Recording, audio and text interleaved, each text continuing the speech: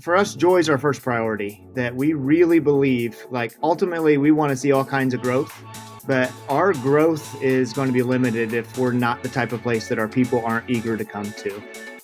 So we also feel like the world of education, the gravity of education right now isn't necessarily pulling us towards joy. So if we're going to get to a more joyful place, it's something that we're going to have to be very intentional about, and we're going to have to do it on purpose.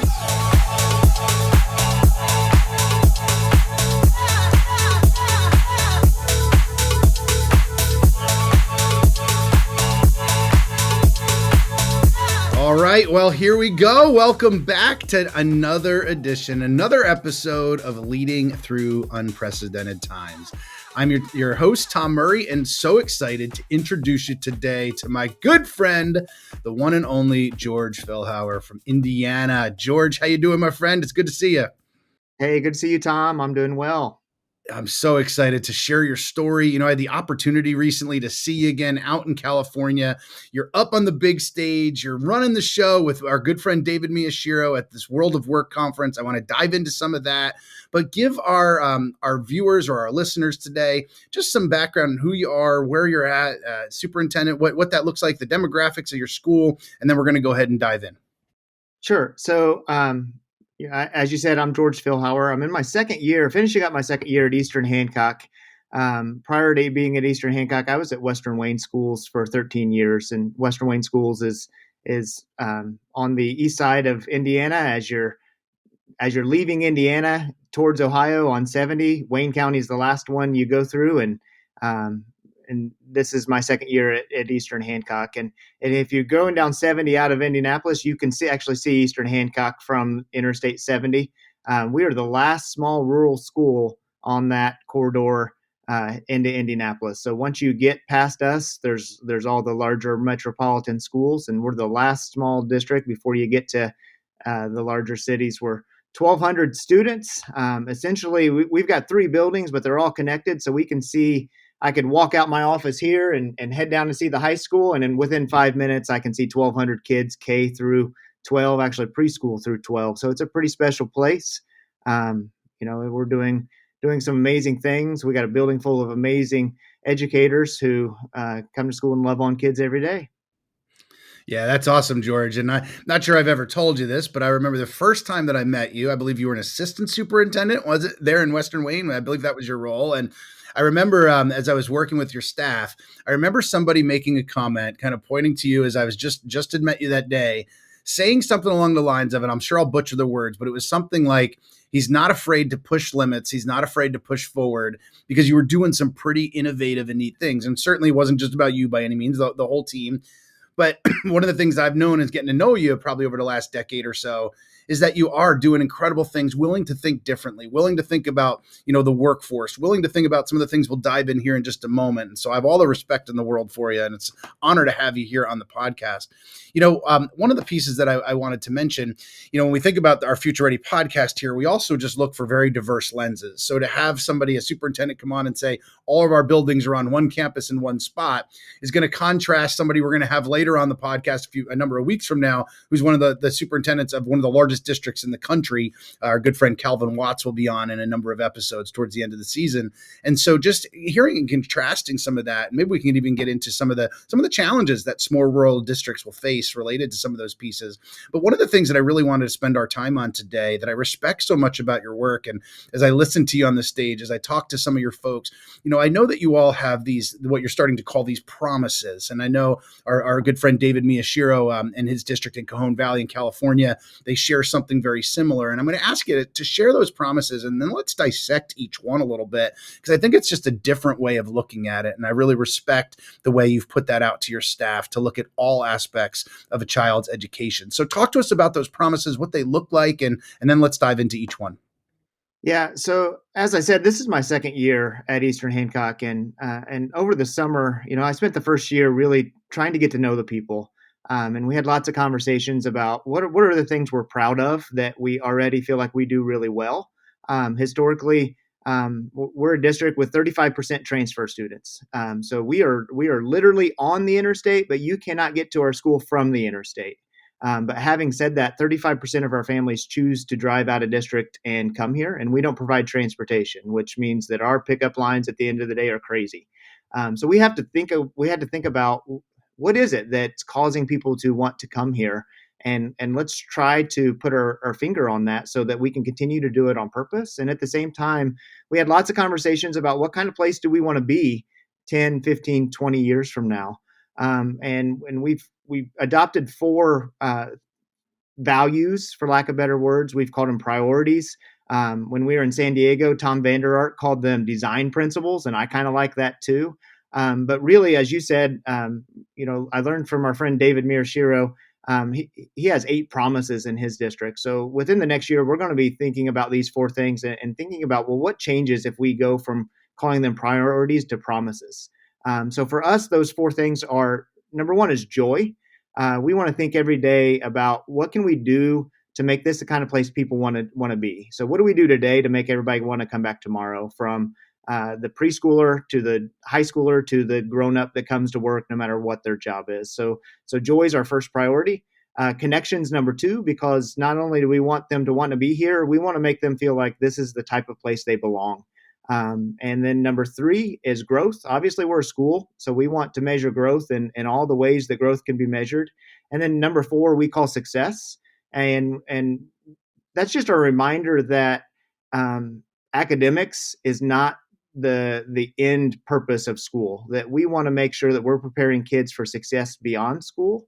And the best measure that we can find to measure our ultimate success is by what the things that our graduates accomplish 10, 15 years after they leave us. So we want to be as intentional as possible about setting them up for that success. Yeah, what I love about that, you started off with joy. You didn't just start off with here's what the math scores we want and the reading scores we want and all that. That's certainly important stuff. You started with joy. And I have to say, being with so many school districts across the country, that's not the first thing that I typically see when we talk about. I love that phrase, that idea of promises. And I love the transition there as you're thinking through that from priorities, meaning these are the things that are important to us, to here's what we promise. And just wow, what a mindset shift in that. So let's start with joy and let's break this down a little bit and what that can look like. One of my close friends, a guy named Joe Sanfilippo, who I'm sure you know as well, and our listeners, we had him on multiple times now and on the podcast. But one of the things that Joe says that I love is to start and end your day with joy. And I love that because, if we've got that from an adult end, if we've got that meeting that we know could go sideways really, really quickly, to be really intentional about walking into the hallway, finding some of that joy, going to spend some of that time with kids. Because the reality is we've got to choose our lens each day. If we expect to see negativity, we're going to see it all over the place. If we want to find joy, we can see it all over the place and find it all over the place if we're really intentional about it. So as the superintendent, what does that look like? You can't just flip a switch and say, all right, everybody find joy, go. Like, it doesn't work like that. So what does that look like? And just kind of your thoughts as from your role, how do you encourage that? How do you encourage the modeling of that with with our principals and with our teachers? And ultimately, what does that look like? What are some practical ways you're trying to make that happen? Yeah. So for us, joy is our first priority. That we really believe, like, ultimately, we want to see all kinds of growth, but our growth is going to be limited if we're not the type of place that our people aren't eager to come to. So we also feel like the world of education, the gravity of education right now isn't necessarily pulling us towards joy. So if we're going to get to a more joyful place, it's something that we're going to have to be very intentional about, and we're going to have to do it on purpose. So for us, joy is the invitation that we want to cause. The Heath brothers wrote a book about power of magical moments, and as Joe says that that creating joy at the beginning and the end of the day is very similar to what you would see at Disney, and they challenge us to think about, like, I've taken my kids to Disney, and they're right that if I go back and I do a time audit and they ask me every 10 or 15 minutes how good of a time am I having when it's 150 degrees outside, I've got crying kids and all of that type of thing, waiting in long lines, probably like the average of joy isn't going to have awesome scores. But several years later, as I look back on those trips, joy is definitely something that I think about. We look back on them with fond memories. So we really try to think about school in the same way. What can we do to create magical moments at school? So some examples of that are a couple weeks ago we celebrated everybody's birthday. So 1,200 kids, we had 1,200 birthday parties. Every kid came to school, and we were telling them happy birthday all day long. They went to lunch and they had their own birthday cake.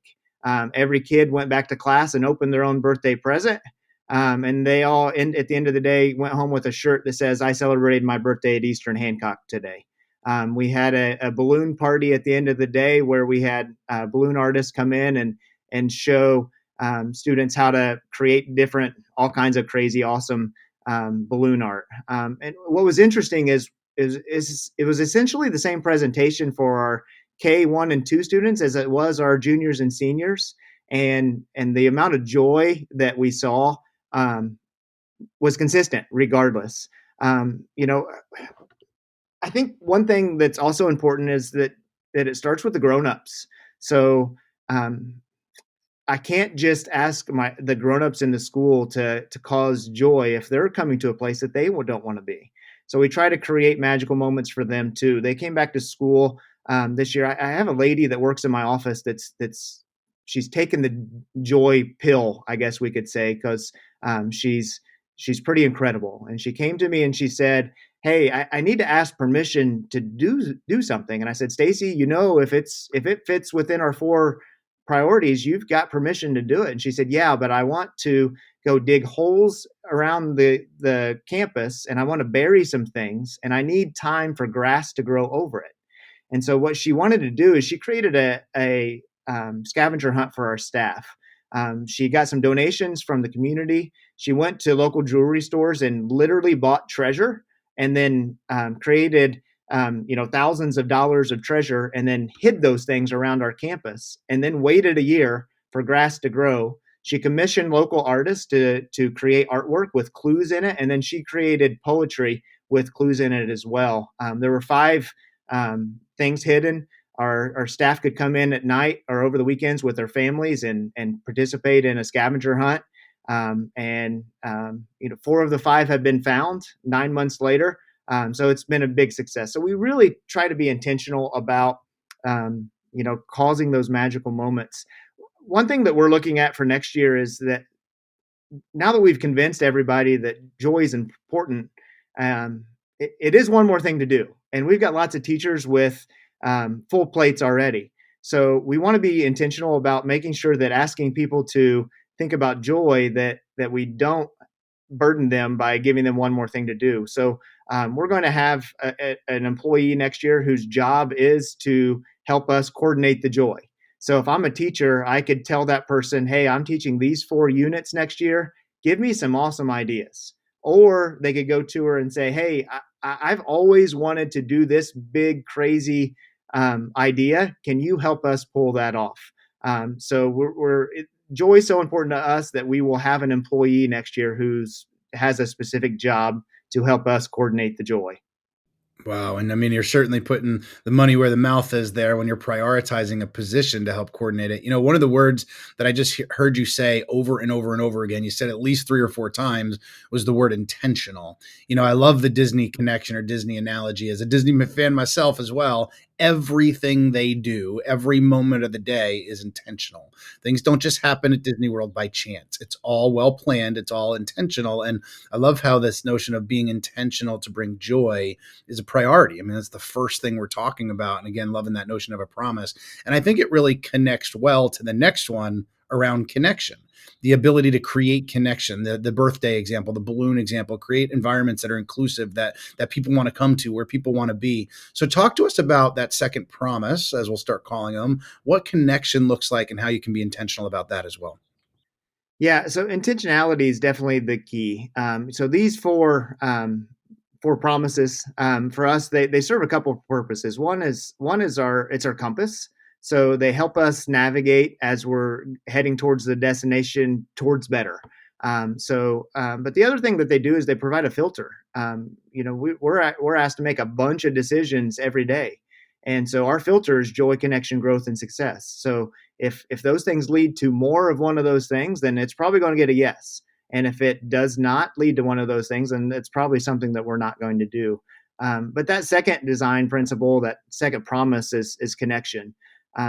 We know that 180 school day year is long and ebbs and flows, and there are times that um, that it's harder than in others. You know, that first day of school is magical when we create some fun experiences for staff and students and welcome everybody back. But October gets hard when teachers are trying to finish up those report cards for the first time. And February in Indiana at least is cold, snowy, dark, and I wake up every morning at 4:30 not knowing if we're going to school on time, and which also causes staff members to wake up not knowing if we're going to school or going to school on time. Um, so another area of intentionality for us is connection.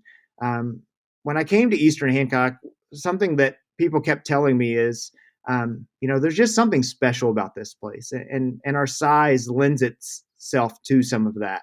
That we have lots of teachers who went to school here themselves, their kids went to school here themselves, their grandparents went to school here themselves. So we've really tried to put our finger on what is that thing that's special, and how do we not only make sure we don't undo it, but let's also try to get better at it. And for us, that's connection. So we try to make sure that we're the type of place that everybody feels like they belong.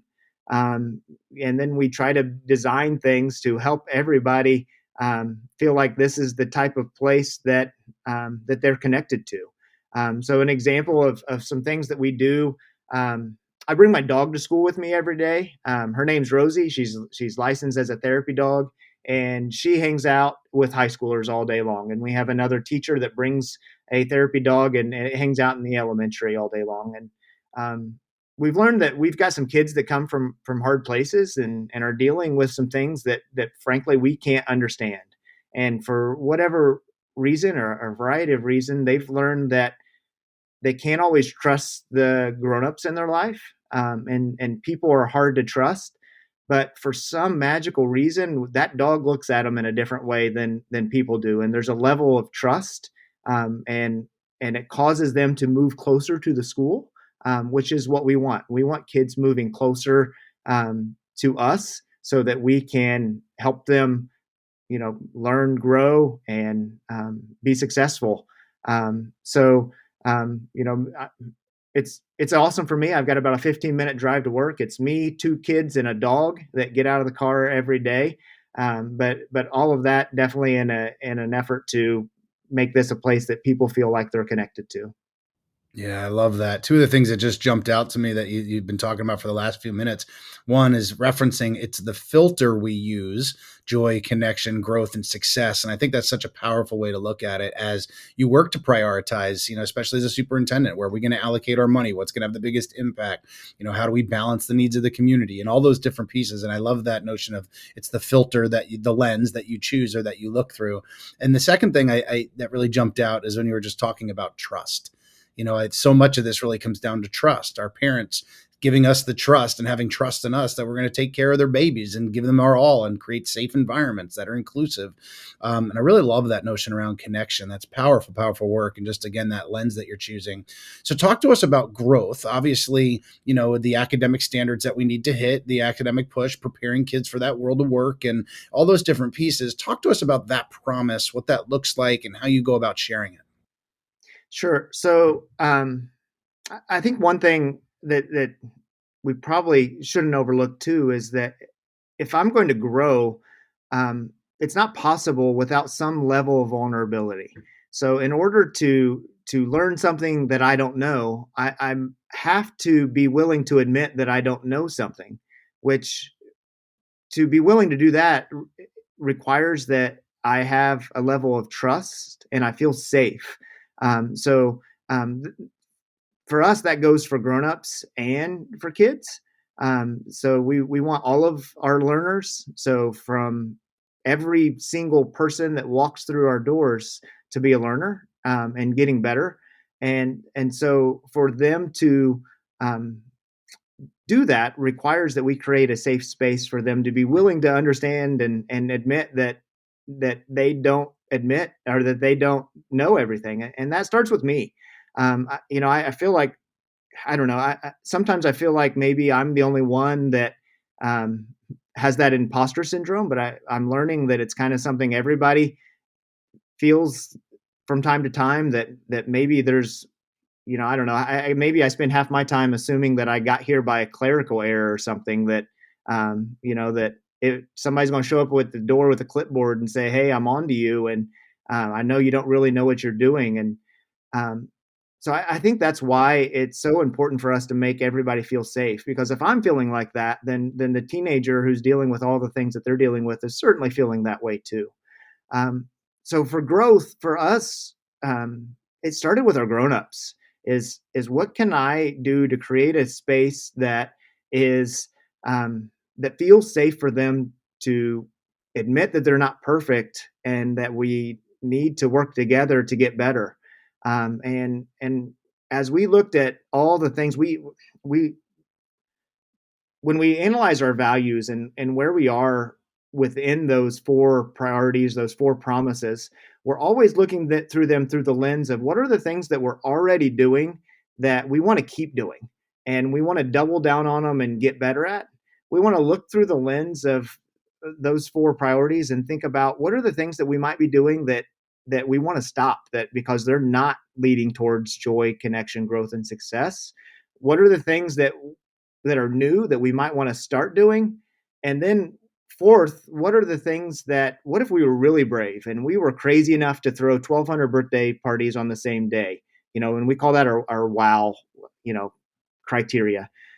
So as we were analyzing all the things within the lens of growth that was causing growth and leading to more growth, when we looked at our teacher evaluation system, we felt like it had the opposite effect. And there were several reasons for that. One is we had a system that essentially we had a rubric where it said, "This is pretty cruddy. Like, don't do these things.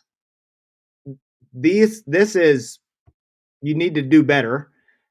Effective essentially meant like this is pretty good, and then highly effective was where we had taken all the attributes that we felt like were best for kids and had them in that best category.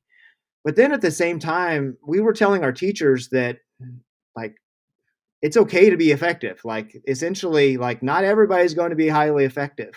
And I think the intent of what we were trying to do was make people feel better about admitting that they were not perfect. But at the same time, we were essentially telling teachers that they could shoot for something that maybe wasn't best for kids. Um, and we're all educators, so we like A's. And so we wanted to be in a system where we felt like we could, get a perfect score. So we're really looking at tearing that rubric apart and then trying to figure out how do we build it up in a system that is designed for growth instead of um, sorting and ranking individuals. So in Indiana, at least, teacher evaluation was legislated a few years ago. We're required to do it. And it felt like what we did was we built a system that met all the legal requirements. And we then tried to go back through it after the fact and try to make it as best as we can for teacher growth. And we're trying to turn that on its head and figure out like what would be the ideal system for teacher growth. And then let's go back through and see if that meets the legal requirements and see if we need to make any tweaks. And we're going to have a new system we're rolling out next fall for teachers. And I'm really excited about what it's going to mean for our staff. And, we tried to simplify things as much as possible to talk about exactly what is it that we want you doing. And so what we've said is that in the classroom, if I go watch in your classroom, really the only things I could see are two things. Like I could only see evidence of a positive classroom environment and student engagement. Everything else that I'm watching is a teaching strategy. And it felt like when we were going into classrooms, we were looking at those teacher actions and those outcomes of those teacher actions, and we were mixing them all up and almost like we were calling them the same thing. So we separated those things out. We said the only thing that we can really see when we go in your classroom is student engagement if we talk to the kids, and we can see evidence of a healthy classroom environment. So then we looked at, well, what are the basics of like how do we break it down in the simplest form so that um, we can simplify those teacher actions as much as possible. And we've broken those down into 5 categories that, for our teachers, the first is in your classroom environment, you have a nice balance of structure and nurture. And then for us, number two is that you're communicating specifically what kids are supposed to be learning and how they're going to be learning it. That teacher clarity is very high. Number three, that we know our kids well enough that we can anticipate the variability in their learning readiness and their willingness to engage. For us, number four is designing those highly engaging lessons, which you could imagine integrate lots of joy into them.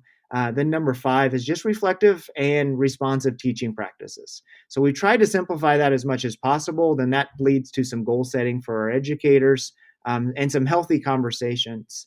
The other thing that we've talked a lot about is our teacher growth system historically was designed based on an administrator sitting in your classroom taking notes that they send you, um, and essentially our like the improvement of our staff was dependent on administrators being instructional experts in all the areas, and sometimes we have instructional coaches, um, but that's that's a challenge. When I go into a kindergarten classroom and I watch them manage 5-year-olds, mostly what I'm thinking is, "Good night. She can do this way better than I could," right? And that imposter syndrome thing comes along. So we're really focusing on teacher growth, and obviously we're measuring student growth in all the ways that could be measured as well along the way. But teacher growth, the grown up growth, we believe that if we're doing a good job with the grown up growth, that student growth is going to come along too.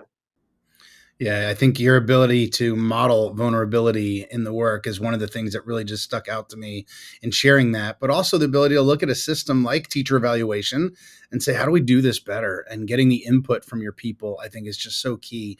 So let's dive into the last one around success and talk to us a little about that and what that looks like. So um, I think we all know that like our highest purpose has little to do with test scores, GPAs, and all of those kind of things that I don't know if you're anything like me, you don't remember much about that in your high school experience. That our ultimate measure of success is what our kids do when they leave us. So we want to do our best to blur the lines between what's happening in school and what kids might be doing after school. And we feel like if we can do that, it almost essentially we're going to be able to give kids real world experiences with training wheels, so that they have the support of us to help support them along the way, so that they're confident to pedal by themselves when they leave. So for us at the high school level, that looks like all kinds of partnerships with different employers and community partners. We want our kids working in their places of employment so they can find out what kind of work they want to do. That's kind of where it starts. We're a small district, and there's lots and lots of advantages to that. And one of those is we're small enough that I can meet with every single senior one on one. My high school principal and I sit with every single senior in September, October every year, and we just ask them, what's your plan after high school? And then that kind of gives us a compass for what kind of community partners do we need to be looking at to connect with these kids. We host quarterly at school. We call them cafe meetings, community and family engagement, where we invite the community members into our district and we show them the work we're doing, and we try to make as many connections with them as possible, so that they're interested in our kids coming to work at their places of employment. I don't know about you, Tom, but I've been an educator my whole life, which means just about every day that I remember since I was 5, I've been at school, which is wonderful for school, but it also means that I don't know much else about anything else. So I don't know what the manufacturing company needs specifically for my kids to be able to do. So we need to blur those lines. We need to get our educators into their places of employment, looking at what kinds of things are those kids going to be doing, and then bring those things back to their classroom and integrate that with the things that they're doing. You and I have mentioned him a couple times, but David Miyashiro, I think, is doing this in the K-8 space better than anybody I've ever seen. I went to ASU GSV last year, which is a huge conference that's in San Diego. And the conference for me was so big that it was a little bit overwhelming. But the best part by far was on the first day in the morning, we got to go visit some schools. And they're doing some work that they call World of Work, where they're intentionally integrating student career. They want kids to have a career identity before they leave middle school essentially. And I got back from that conference and just was reflecting and wanted to bring my staff back, and I didn't want them to necessarily go to that huge conference that I went to. I just wanted them to see David's schools. So I called David for a couple of reasons. One, that I just mentioned, to see if he could come and allow us to bring a team.